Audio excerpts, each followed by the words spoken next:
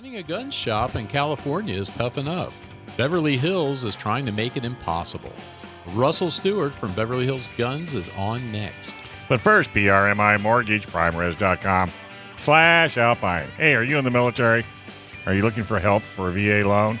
Well, if you're looking to buy a refi, or if you're just considering a reverse mortgage, call our local mortgage guy that you can trust. Call Chris Wiley at PRMI Mortgage. For nearly 25 years, Chris has been helping local San Diegans with all their mortgage needs. Give Chris Wiley a call, 619-722-1303, or primeres.com/Alpine. All right. Russell, are you on the line? Yes, sir. How you guys doing? Good. Russell Stewart from Beverly Hills Guns. Yep. So tell us how tough it is. Well, it's so tough, I've been canceled. Oh. I'm sure you guys probably saw on my social media accounts, but 2 weeks ago I was in the shop. I actually had customers in the shop, and all of a sudden I get a knock on my door, and I was handed a document saying, "Thank you so much for being a tenant of our building, but your tenancy is no longer wanted here. Please exit." Wow. So like immediately, like even my walking in. Oh, what do you mean? No, I mean by law, they had to give me 30 days by law. They gave me a bit more than that, but it was really just the.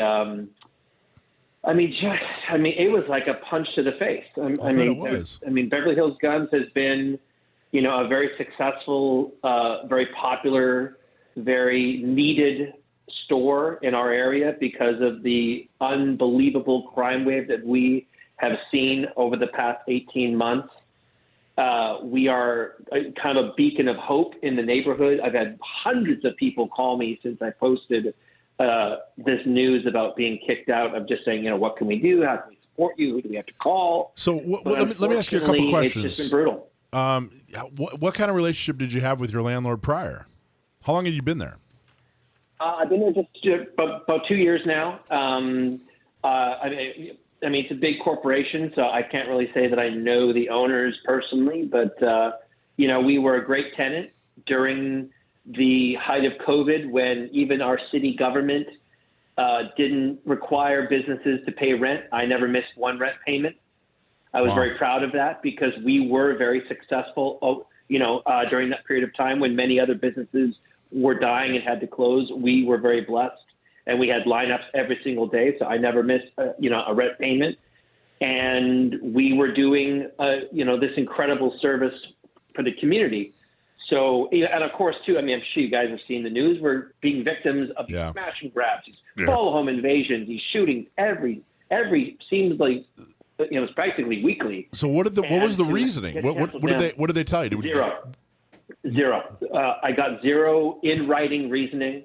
I have not been able to speak to anyone from the ownership group, but there is, obviously chatter in the community of other people that own buildings, and they just said that they didn't want this image for their property, and which doesn't make a lot of sense to me because we are a great shop. We are a high-end shop. We don't get your typical what the general public would be, called the gun purchaser, which don't get me wrong, those are my people too.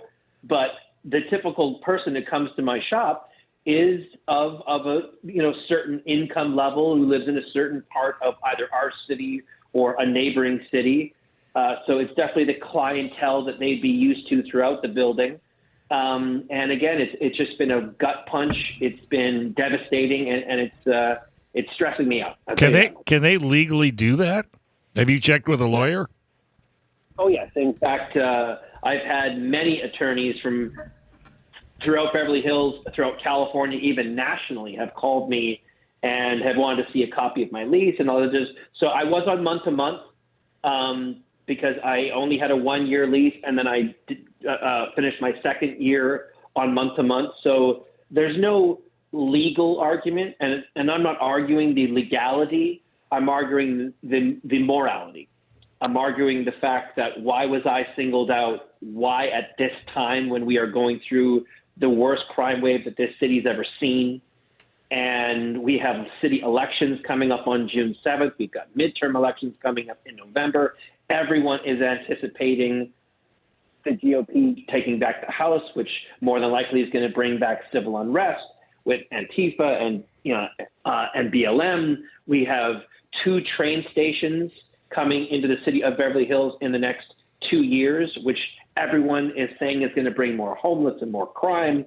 So we have just got so many problems here that to take away the one shop that was 100% dedicated to the safety of our citizens at this crucial time is what really burns me the most. So do you, how hard is it going to be to find a new location? I totally understand your frustration. Well, It's I horrible, wouldn't but I'm leave. just curious, like how do you have a lead on a new place, or what does that look like?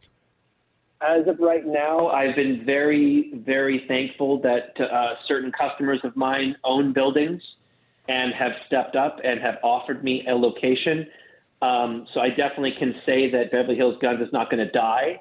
But that being said, they're not the ideal locations. They're, I don't want to sound insulting or ungrateful, but they're a bit of a physical step down from what I have now.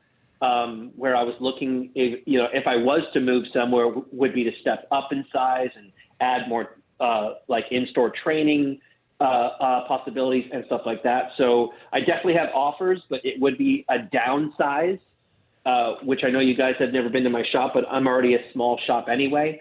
So I definitely can say we will live on, but the places that I have looked at, as soon as you say that G word, those building owners run and hide. But so I'm going to be the devil's advocate here. I mean, you were good through the pandemic. You never missed a payment.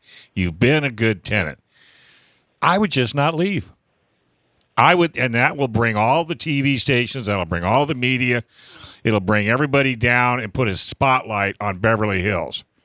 I mean, that's what I would do. I would stay and fight. There's definitely that option. I mean, obviously, my goal is to find a new location and Right. to show that building owner that I am a good tenant, that I'm not going to cause any problems, that, I already get enough media now that I would hope that somebody sees that and says, wow, he's really doing great things for the community. He's been on television. He's advocating for safety. And his shop has never had a problem. Because obviously most people hear gun store and they go, oh, you're going to have gang elements and people are going to try and rob them and da-da-da-da-da. We never had anything. We never even had a blip where we have diamond dealers getting robbed all the time. Yeah. We have stores like Louis Vuitton getting smash and grab all the time. So I see them being a big liability and not me. I would stay there. I'd make my lease payment, and I just wouldn't move. Well, There's definitely that option. But then that's pressure on you and your family, and Of and I can see where you wouldn't need that in your life. But God, I hate when they win. I'm a big fan of. We have to. We get to define what winning is. That's one thing I've had to teach myself with, being a Second Amendment advocate. So I think the win here is let's find you a new place, have a big, huge grand opening, big, huge celebration. I think success is a win. So I want you to. I'm glad to hear that you're determined. You're going to keep going.